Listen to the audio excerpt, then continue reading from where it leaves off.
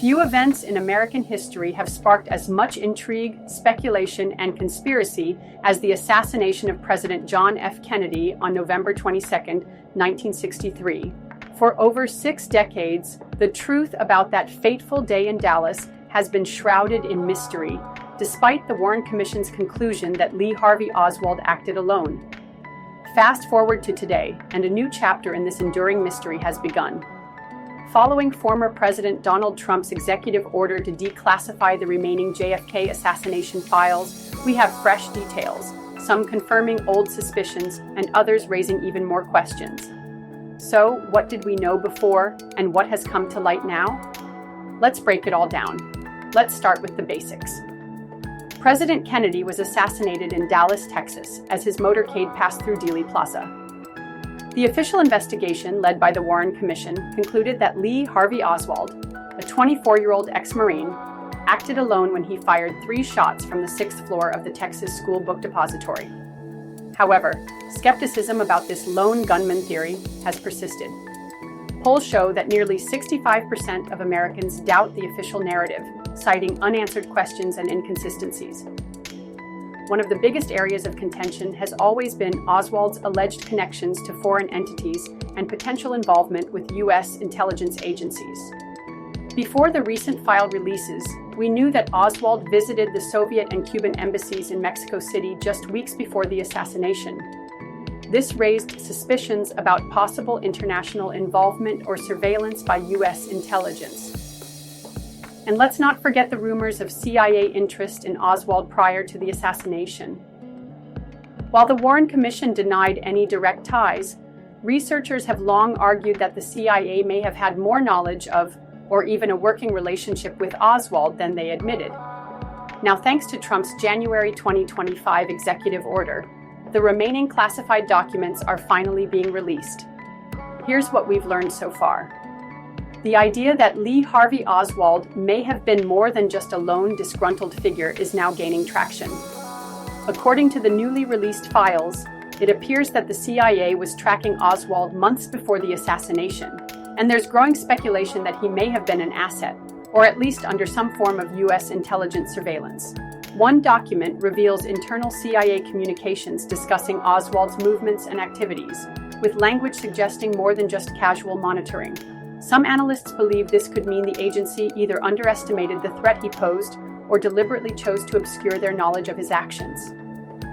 If the CIA was in contact with Oswald, this raises serious questions. Was he being used as a pawn in Cold War operations? Could his known defection to the Soviet Union have been part of a larger intelligence game? And most troubling of all, was there an effort to cover up these connections after the assassination? Oswald's mysterious trip to Mexico City in late September 1963 has always been a major point of intrigue. We already knew he visited the Soviet and Cuban embassies, reportedly seeking visas that would allow him to travel to those countries.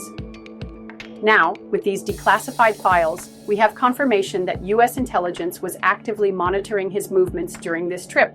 Among the documents are transcripts of intercepted communications from the embassies, which detail Oswald's conversations with officials. One striking detail includes Oswald's attempt to establish contact with Cuban intelligence officers, a move that has led some to theorize he was seeking support for an anti-American plot.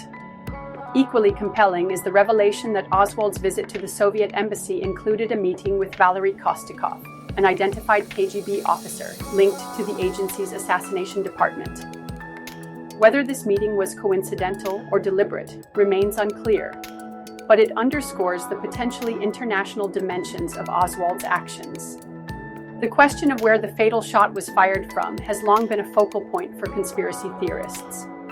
The Warren Commission firmly stated that Oswald fired 3 shots from the 6th floor of the Texas School Book Depository, but the new files suggest this account might not be as airtight as previously believed.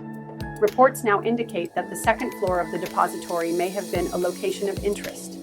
Witness testimonies included in the files describe unusual movements and noises on this floor around the time of the assassination. This opens up the possibility that Oswald, or even another individual, may have been stationed there.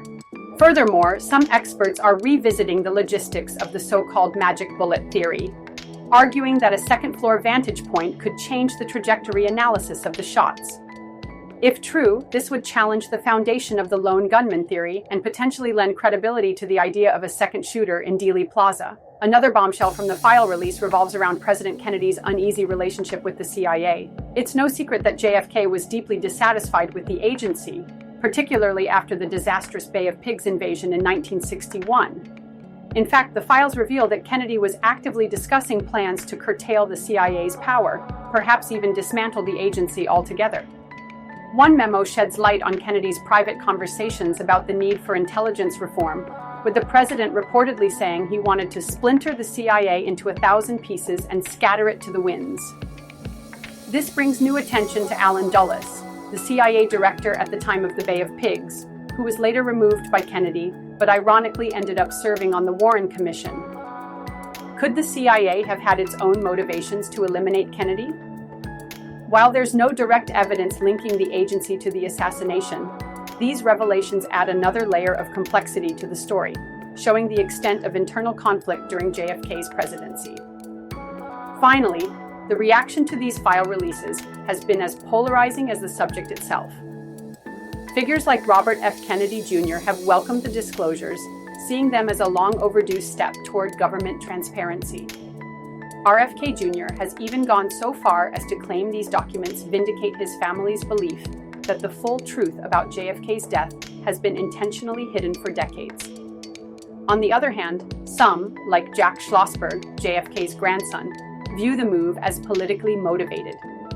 Schlossberg has criticized the decision to release the files during an election season, calling it an attempt to exploit JFK's legacy for personal gain.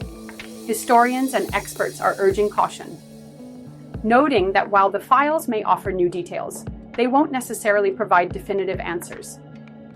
The files themselves remain heavily redacted in many areas, fueling concerns that we're still not seeing the full picture.